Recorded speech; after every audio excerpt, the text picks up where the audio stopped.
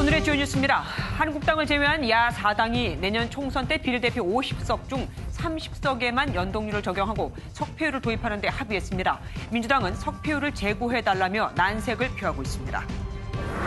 하명 수사 의혹을 수사 중인 검찰이 김기현 전 울산시장의 첩보문건을 처음 만든 전 청와대 행정관이 근무하는 국무총리실을 압수수색했습니다. 청와대 감찰문마 의혹과 관련해선 조국 전 법무부 장관이 검찰에 재소환됐습니다.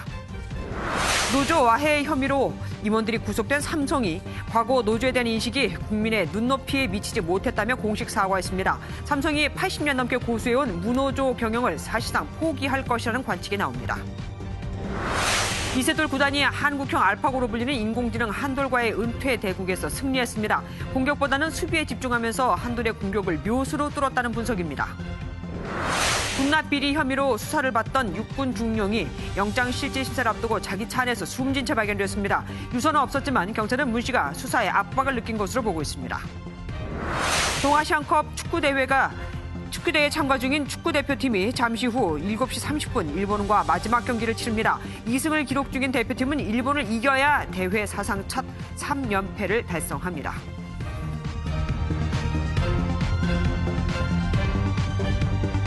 자유한국당을 제외한 야당이 내년 총선 때 적용할 선거제 합의안을 마련했습니다.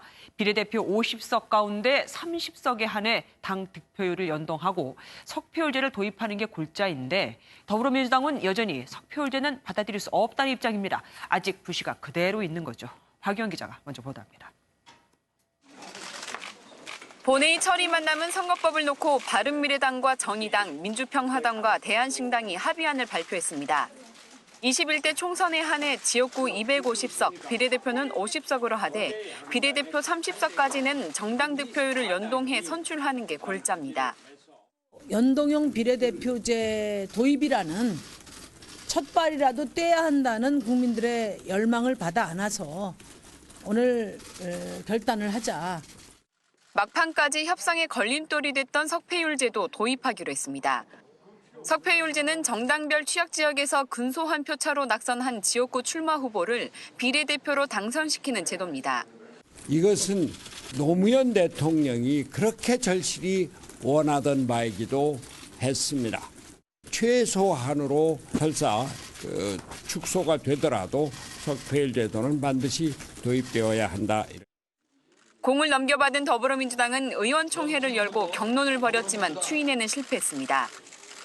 석패율에 대해서는 부정적인 의견이 훨씬 더 많이 나왔다. 그래서 3+1 협의를 했던 야당의 대표들에게 석패율과 관련해서는 한 번 더 재고를 해주실 필요가 있지 않겠나. 다만 민주당은 비례대표 30석 상한선은 수용하기로 하고 4+1 협의체에서 추가 협상을 이어가기로 했습니다. 민주당은 선거법에 이어 검찰개혁 법안도 4+1 합의안을 도출해 늦어도 다음 주에는 본회의에서 처리하겠다는 방침이라 다시 한번 한국당과의 강한 충돌이 예상됩니다. MBN 뉴스 박영입니다. 이렇게 민주당이 석패율제 도입을 재고해달라고 하면서 공은 4+1 협의체로 넘어갔습니다. 그럼 4+1 협의체에서 다시 논의를 하게 되는 걸까요? 국회 나가 있는 취재기자 연결해 알아보겠습니다. 전정희 기자, 예상했던 대로 석패율제가 발목을 잡았습니다. 그럼 다시 협상을 하게 되는 겁니까? 네, 그렇습니다. 자유한국당을 뺀 야당이 오전에 합의문을 도출하면서 선거제 협상이 한때 급물살을 탔는데요. 역시 민주당은 석패율을 받아들일 수 없다는 입장이 강했습니다.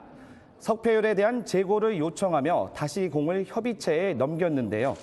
민주당을 빼고는 석패율을 포기할 수 없다는 입장이어서 향후 진통이 예상됩니다. 오늘 밤에라도 4+1 협의체가 가동되면 좋은데 현재 일부 의원들의 개인 일정으로 그럴 가능성은 낮은 상태입니다. 민주당은 또 한국당을 포함한 야당의 급한 대로 예산 부수 법안과 민생 법안을 처리할 수 있게 원포인트 본회의를 열자고 제안했는데요. 만약 이게 받아들여진다면 내일이나 모레 본회의가 열릴 가능성도 있습니다. 자유한국당은 여전히 패스트트랙 법안을 저지하겠다면서 반발하고 있는 거죠?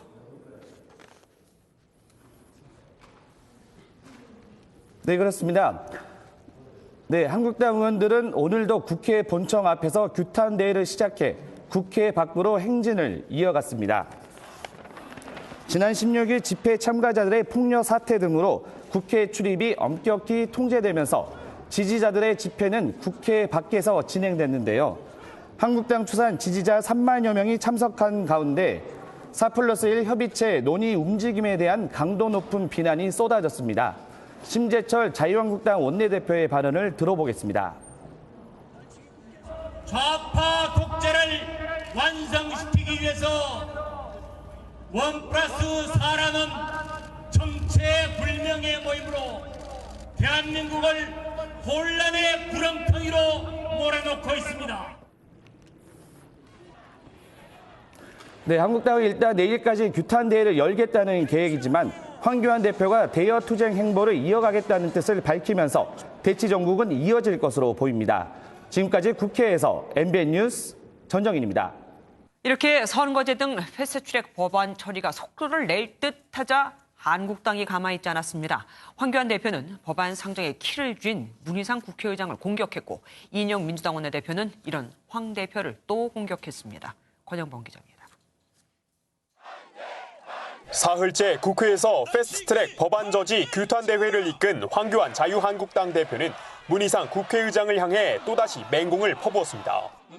도대체 듣도 보도 못한 의장입니다. 듣도 보도 못한 국회를 이렇게 망가뜨리고 있어요. 이런 엉터리 국회의장 대한민국의 수치입니다. 문 의장이 법안 상정에 키를 쥐고 있는 만큼 문 의장을 압박해 패스트트랙 법안을 막겠다는 의도로 풀이됩니다. 황 대표는 또 SNS에 글을 올려 현재 논의되고 있는 4+1 협의체의 선거제 협상에 대해 구태에 찌든 정치꾼들의 역겨운 구태 정치라고 비난했습니다. 황 대표가 문 의장에 대한 비판 수위를 높이는 사이 이인영 더불어민주당 원내대표는 황 대표 비난에 나섰습니다. 이 원내대표는 황 대표에게 불법 폭력 사태를 주도하고 방조한 책임을 묻겠다고 밝혔습니다.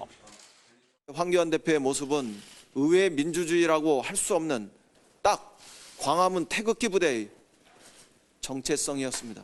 제1야당 대표가 태극기 부대의 극우 정체성으로 무장하고 선거법과 검찰개혁법 등 패스트트랙 지정 법안의 처리가 임박한 가운데 여야의 비난 수위가 갈수록 높아지고 있습니다. MBN 뉴스 권용보입니다. 청와대와 경찰의 하명 수사, 선거 개입 의혹을 수사하고 있는 검찰이 김기현 전 울산시장 첩보 생산 과정을 추적하기 위해 국무총리실을 압수수색했습니다. 김기현 문건을 최초로 작성한 전 청와대 행정관이 근무하는 곳이죠. 서울중앙지검의 취재기자 나가 있습니다. 민지숙 기자, 국무총리실 압수수색은 구체적으로 어떤 자료를 확보하기 위한 겁니까? 네, 오늘 오전 9시쯤 시작된 검찰의 국무총리실 압수수색은 오후 2시 반쯤 종료됐는데요. 이 청와대 하명수사 의혹을 수사 중인 검찰이 경찰청에 첩보를 내려보낸 윗선까지 수사 범위를 점점 넓혀가고 있는 것으로 보입니다. 이 검찰이 압수수색을 한 곳은 종로구 창성동 별관 4층에 위치한 국무총리실 민정실인데요. 이곳은 김기현 전 울산시장과 관련된 비위 문건을 만든 당사자인 청와대 문모 전 행정관이 근무하고 있는 곳입니다. 이번 압수수색은 김 전 시장 측근 비리 문건을 제보받아 윗선에 처음으로 보고한 문 전 행정관의 업무 관련 기록과 PC 하드디스크 등을 확보하기 위한 차원이었는데요. 이 검찰은 청와대 해명과는 달리 송병기 부시장의 최초 제보 문건이 청와대 민정수석실과 경찰청, 울산경찰청에 하달되는 과정에서 이 비리 의혹이 가공된 정황을 포착한 것으로 보입니다.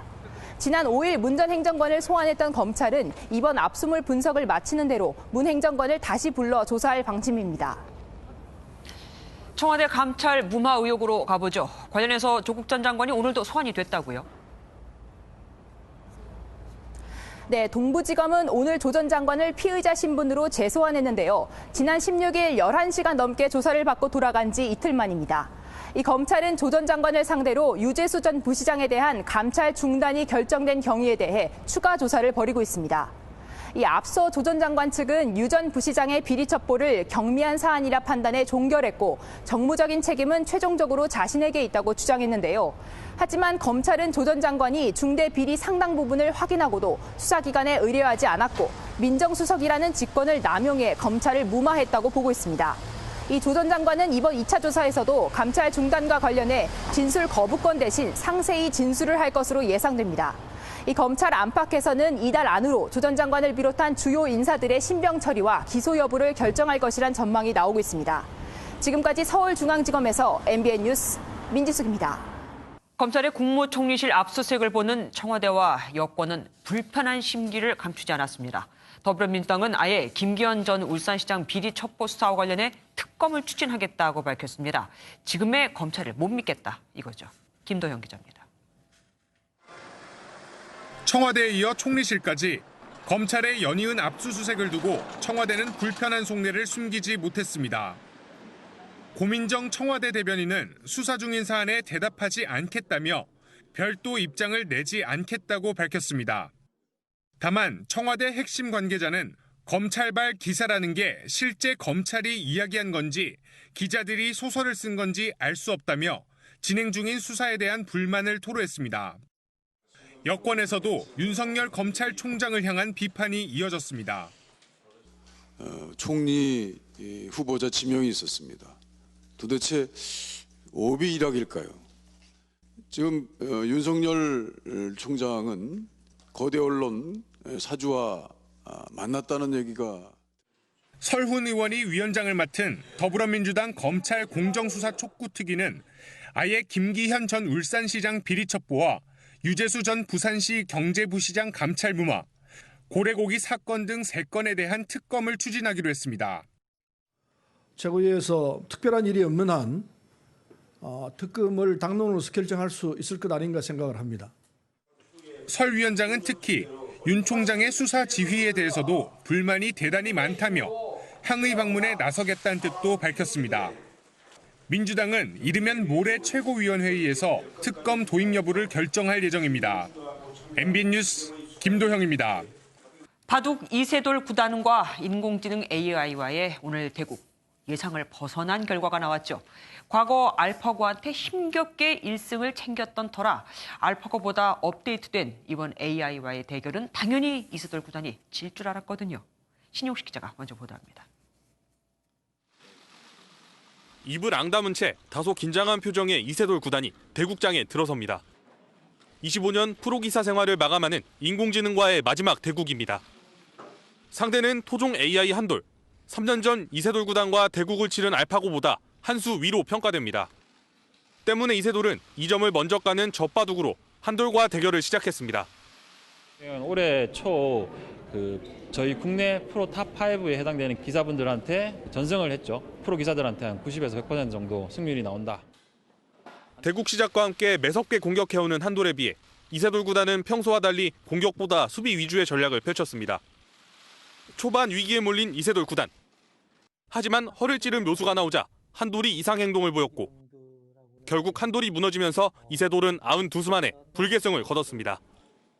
준비를 많이 했는데 하고거든요. 이 상국에 좀 한돌이 준비를 좀 해야 되지 않을까. 인공지능에 승리한 유일한 바둑 기사인 이세돌 구단이 남은 2번의 대국에서도 승리를 이어갈지 주목됩니다. MBN 뉴스 신용식입니다. 이번 AI가 알파고보다 더 뛰어나다고 평가를 받는 이유는 기존 기보를 넘어 자가 대국을 학습하는 방식이기 때문입니다. 하지만 3년 전 알파고와의 대결에서 78번째 수로 승리했던 이세돌 구단은 이번에도 공교롭게도 78번째 또 신의 한 수를 뒀습니다. 이상주 기자입니다. 한돌은 대국 초반 우변 흑돌을 공격하면서 이세돌 구단을 압박했습니다. 이세돌 구단이 자신의 돌을 돌보는 대신 상변에 집을 마련했는데 흑돌이 죽거나 살더라도 큰 손해를 본다면 경기는 쉽지 않은 상황. 포위를 당한 위기에서 이세돌 구단의 묘수가 나왔습니다. 중앙수로 돌파구를 찾았고 한돌의 요석 석점을 잡으며 경기를 끝냈습니다. 3년 전 알파고 때와 같은 78번째 수였습니다. 알파고 때랑은 틀린 게 정상적으로 받으면 안 되는 수였다면 이번에는 사실 너무 당연한 수였거든요.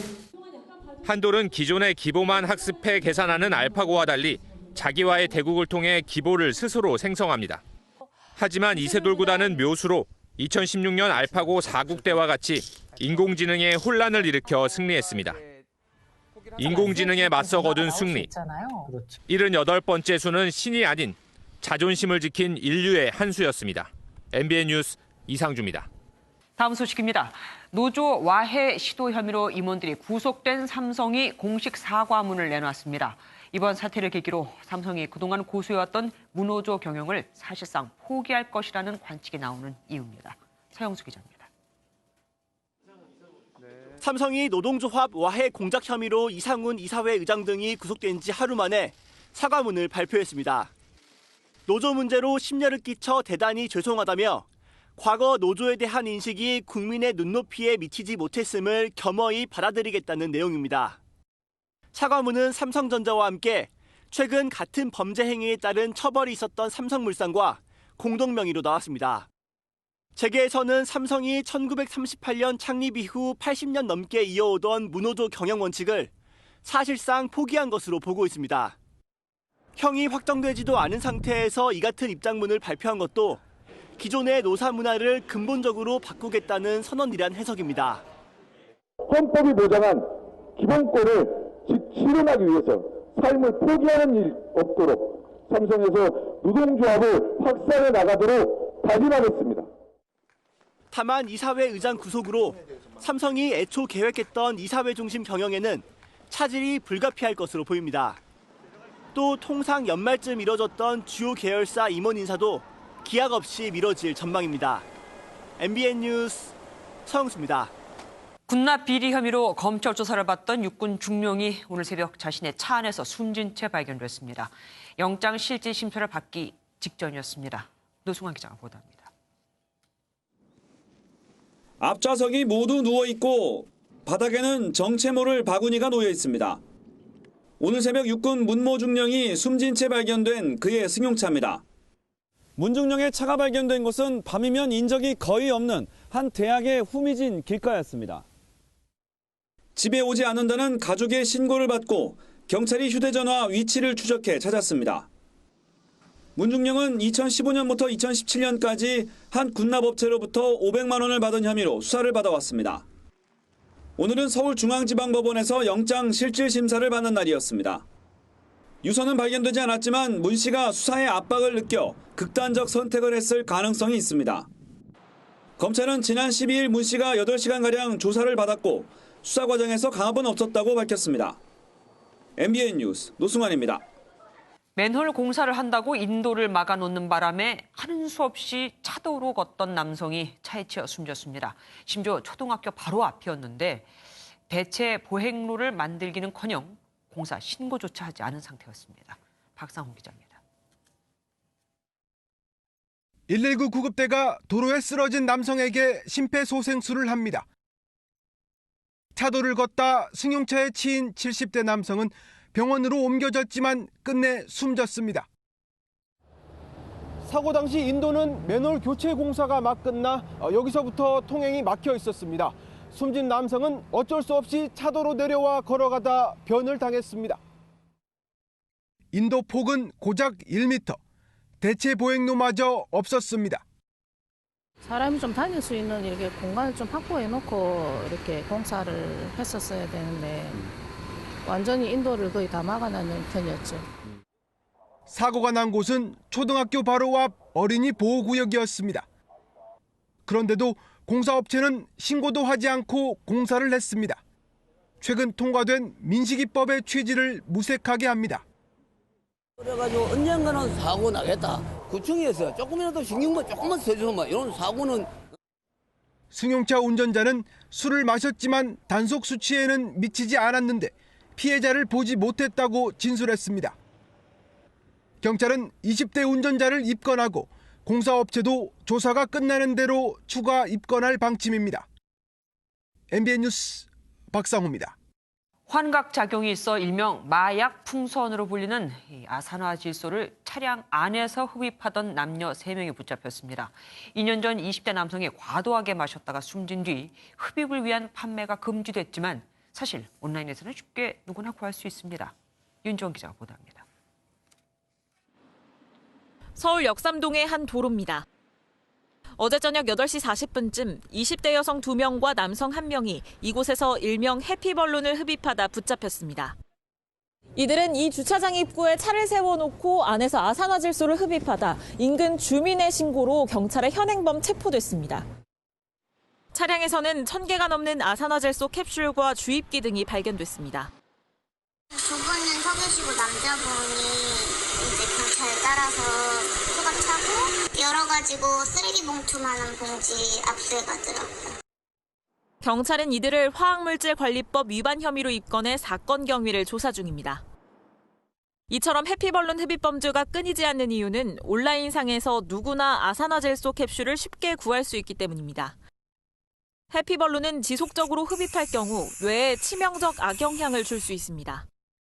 허혈성 뇌손상이라고 하는데 뇌가 저산소증 상태가 돼요. 운동기관을 관장하는 뇌의 영역에 손상이 가버리면 보행장애가 굉장히 많이 나타나요. 기억력이 떨어진달지 지능 자체도 많이 떨어지는 경우들이 있고요. 정부는 아산화질소의 무분별한 구매 방지를 위한 제조기준 개정안을 2021년부터 시행할 방침입니다. 아산화질소를 소형 캡슐이 아닌 2.5리터 이상 고압 가스 용기에 충전해 사용하도록 해 개인의 구매를 막겠다는 거지만 실효성이 있을진 미지수입니다. MBN 뉴스 윤지원입니다. 지난 14일 상주 영천 고속도로 사고가 블랙아이스 때문이었다고 알려지면서 이걸 어떻게 피해야 하나 고민이 많습니다. 차라리 눈이나 비는 눈에 보이니 도로 결빙을 예측할 수 있지만 블랙아이스는 알 수가 없거든요. 그냥 추운 날은 무작정 조심해야 하는 겁니다. 김민수 기자가 취재했습니다. 경기도 포천시에 있는 어화곡의 2차선 도로입니다. 도로 위에는 곳곳에 균열이 나 있고 아침에 내린 빗물이 저녁이 되도록 흥건합니다. 이곳엔 도로 양옆에 높은 언덕이 있어 그늘이 지고 차량 통행량도 많지 않아 눈과 비가 오는 날에는 블랙아이스가 끼기 쉬운 조건입니다. 그럼에도 운전자가 블랙아이스 위험을 알아차릴 방법은 작은 경고 표시판 하나가 전부입니다. 빙판길 사고의 주요 원인으로 운전자 부주의가 지적되고 있지만 블랙아이스는 육안으로 식별하기 쉽지 않습니다. 속도를 조금씩 줄여야 안전하지만 운전자가 미리 인식하지 않고 있다면 돌발 상황에선 급제동으로 이어지기 마련입니다. 전문가들은 터널 입구나 그늘진 도로, 고가도로 등 블랙아이스 발생이 예상되는 곳에선 시속 40km로 줄여야 한다고 당부합니다. 급브레이크나 급핸들 변경을 했을 때는 스피너 현상이 발생될 수 있기 때문에 40km 이하로 감속 운행하는 한국교통안전공단이 블랙아이스를 막기 위해 경고 문구를 설치할 방침이지만 혹시 모를 사고를 막으려면 방어 운전이 우선이라는 지적입니다. MBN 뉴스 김민수입니다. 어제 빈손으로 우리나라를 떠났던 비건 대북 특별대표가 일본을 거쳐서 내일은 중국으로 갑니다. 원래 공개됐던 일정에는 없었던 일입니다. 혹시 중국에서 최선희 등 북한 관계자들을 만나는 걸까요? 김희경 기자가 보도합니다. 스티븐 비건 미 대북 특별대표 겸 국무부 부장관 지명자가 내일부터 중국을 방문한다고 미 국무부가 밝혔습니다. 방문 목적은 중국과 러시아가 유엔 안전보장이사회에 대북 제재 완화 결의안 초안을 제출한 상황에서 우려되는 대북 공조 이탈을 막기 위한 것으로 보입니다. 또 북한이 예고한 대륙간 탄도미사일 ICBM 실험 등 크리스마스 선물에 대한 대응 방안도 논의할 전망입니다. 이와 함께 북한의 카운터파트인 최선희 북한 외무성 제1부상에 만남을 제의했다 불발된 만큼 북한과의 접촉을 다시 시도할 가능성도 있습니다. 하지만 미국은 대화 테이블로 북한을 끌어내려는 제스처를 취함과 동시에 경고 수위도 높이고 있습니다. 찰스 브라운 미국 태평양 공군사령관은 북한이 거론한 크리스마스 선물이 장거리 미사일로 예상된다고 말했습니다. 그러면서 미국의 외교적 접근이 실패로 돌아가면 지난 2017년 북미 대치 상황에서 검토했던 것이 많아 금방 대응할 수 있다고 밝혔습니다. 전략 폭격기로 대응할 가능성을 묻는 말에 모든 옵션이 테이블 위에 있다고 답했습니다. 이는 북미 관계가 최악으로 치닫던 2017년 당시를 상기시키면서 강한 경고의 메시지를 보낸 것으로 해석됩니다. North Korea best not make any more threats to the United States. They will be met with fire and fury. 북한과의 관계 개선을 주요 외교 업적으로 내세운 트럼프 대통령이 내년 대선을 앞두고 대화의 끈을 놓지 않으면서도 경고 수위를 높이는 강원 양면 전략에 총력을 기울이는 모습입니다. MBN 뉴스 김희경입니다. 다주택자는 집 한 채 빼곤 집을 다 팔아라.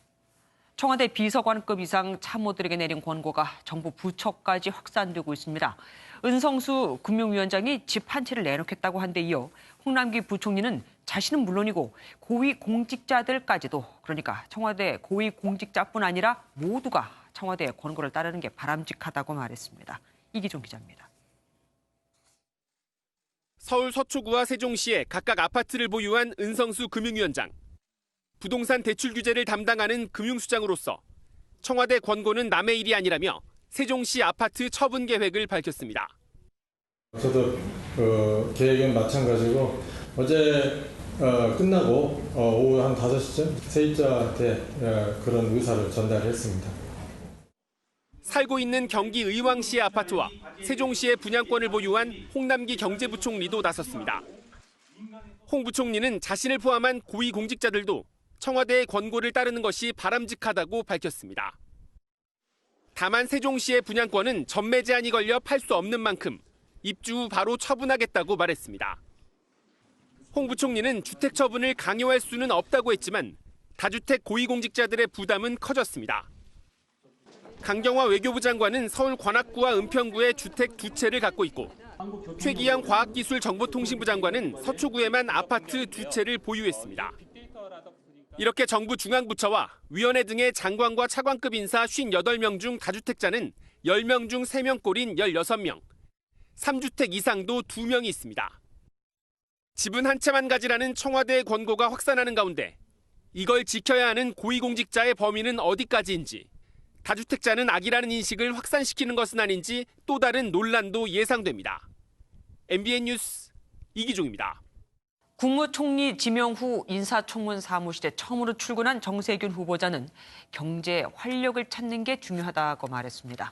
자유한국당은 정 후보자가 입법부의 수장을 맡았던 만큼 입법부가 행정부의 일명 시다바리가 될 거라며 험난한 청문회를 예고했습니다. 신동규 기자입니다.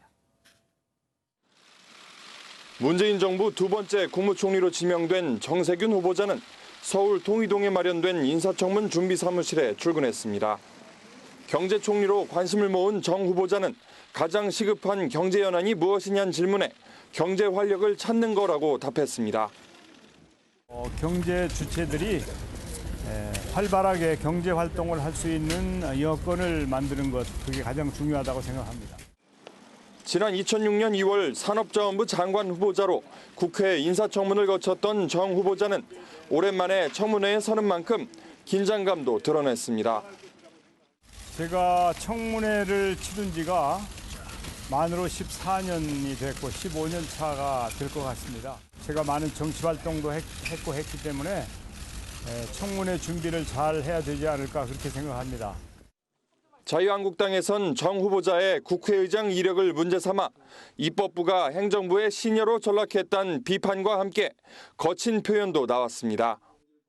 친구라는 영화의 한 대목이 생각났습니다. 시다바리라는 말이 있고요.